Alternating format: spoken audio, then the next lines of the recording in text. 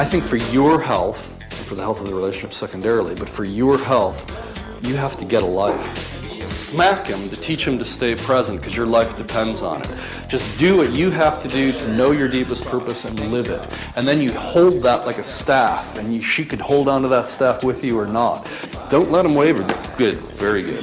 Okay, have at them. Any other ladies who think you could help, you're welcome to join and try to distract these guys. It's as if none of us were ever really taught how to meet a woman in her fullness. Please claim me, deep masculine consciousness. I want no less. So what women need to do is feel how deeply they want to be loved and give love, and show that through their body. Raise your hand. The game of love. What human evolution is trusting love, or trusting that everything is love so intensely that you're no longer afraid.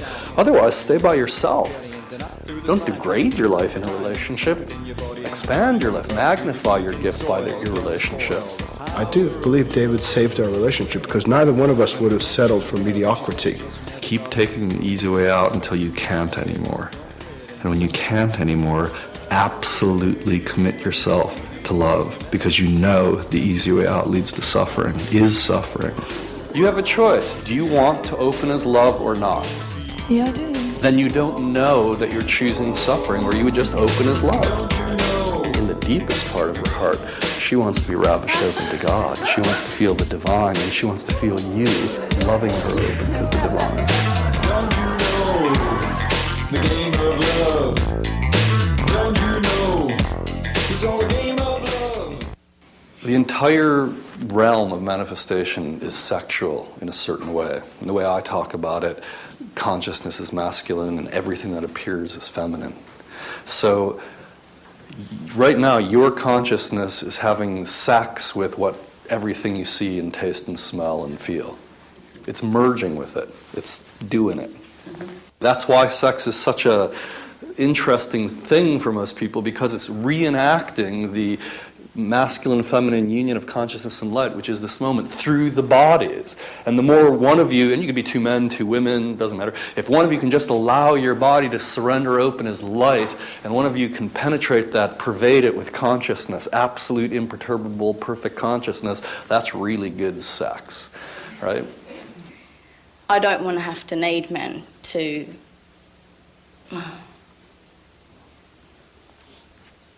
make myself whole. Is that what it's about? Are we supposed to do that? The first stage is when you depend on a man to be whole. The second stage is when you're whole onto yourself. The third stage is when being whole isn't enough, you want to be God. And when someone draws you beyond wholeness, no boundaries. See, wholeness still feels like there's boundaries. In fact, that's how you become whole. You have healthy boundaries. Yeah. To be whole means I can take care of myself, boundaries. So to grow from the first to the second stage, you learn to develop boundaries. You say, no, I would like to help you, but I have to take care of myself first. But beyond wholeness is the surrender open into continuity with infinity, to have no boundaries. So everything you do, everything you speak, every action you perform is spontaneously arising from the deepest place of the divine, from love, from consciousness. It's a spontaneous dance, a manifestation, a magical display, and infinity showing itself through these forms, through everything you do. That's the third stage. And to do that, you need someone or something or a practice or grace to draw you beyond wholeness. So it's beyond wholeness. So the three stages are, I need a man, we'll use the word need, let's say. I don't need a man. And the next stage is, a man opens me more than I can open myself to God. I don't need one. I could take care of myself. But myself isn't good enough anymore. I want to be wide open.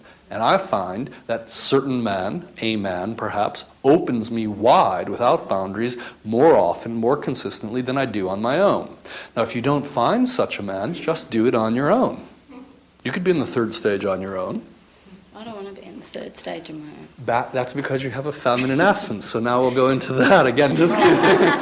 People who have a feminine essence, which you clearly do, are identified with the flow of love in life, not with the emptiness of consciousness. So your feeling sense of opening to God, of opening as God, of opening as the divine, involves relational opening. The masculine's does not. So you want to open through two-bodied form as God, in preference to one-bodied form.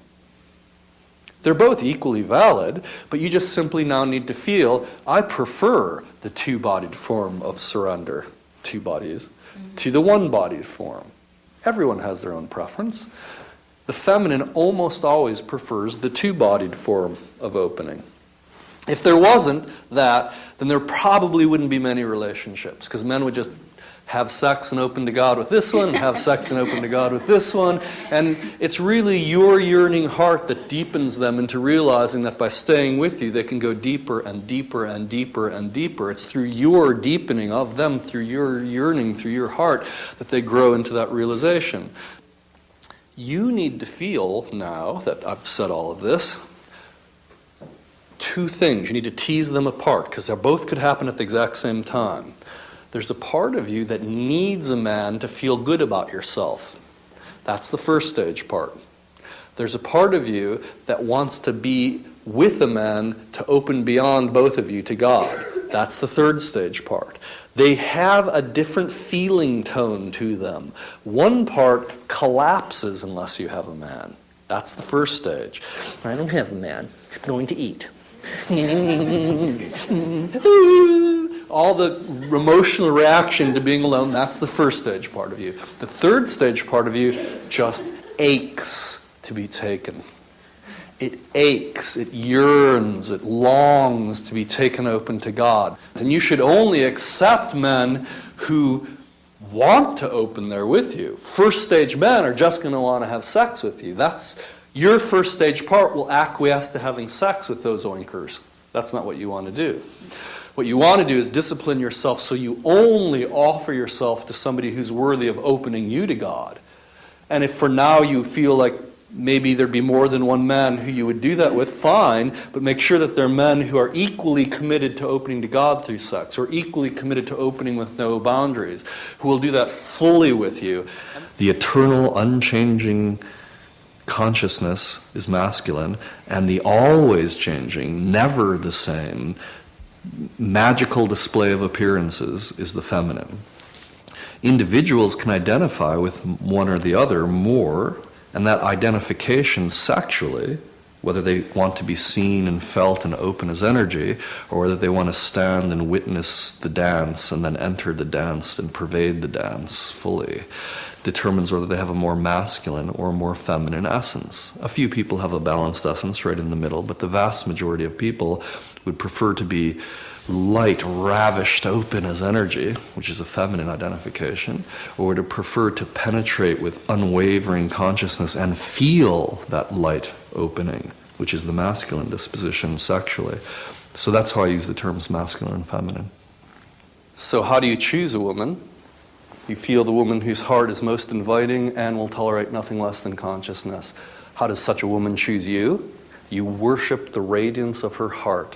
When you look into her eyes, you feel into her deepest heart, like a flower, like the petals of a flower. You're just opening, you're feeling deep. Even if she's got fear on her eyes and she's just come home from a day of work and she's got that kind of like angular, some women when they're like, they're full of angular, masculine, and then, and because they've been making decisions all day and they're moving directional masculine energy through them, it's real easy for a masculine person to be less attracted to that.